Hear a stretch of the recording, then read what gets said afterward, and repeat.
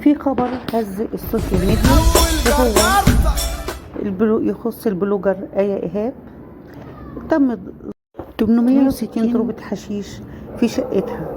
خبر صادم، وهو القبض على البلوجر آية إيهاب برفقة شاب قالت إنها متجوزاه عرفي، وكان في حوزتهم حشيش ومبلغ مالي كبير، وقيمة المضبوطات حوالي 8 مليون جنيه، بالإضافة ل4 سيارات غالية جدا.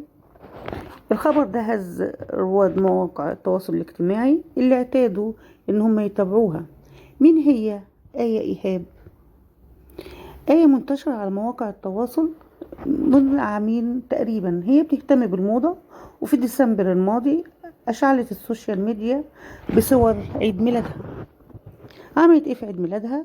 لبست فستان قصير عشان تحصد آلاف الإعجابات، وهي كانت بتطمح إنها تدخل عالم الأزياء. واستمرت آية إنها تنشر تعليقات لحبيبها اللي كانت بتسميه رامي، حتى إنها كتبت اسمه في كل المناسبات. والشرطة ألقت القبض على رامي مع آية في داخل شقتهم في حدائق الأهرام.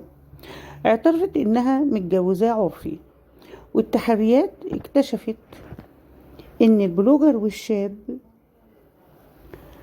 بيتخذوا من شقتهم وكر للأعمال المنافية للقانون زي المخدرات. انت بقى قولي رأيك ايه؟ لو أول مرة تشوف قناتنا ياريت تدعمنا باشتراك ولايك وكومنت. سلام.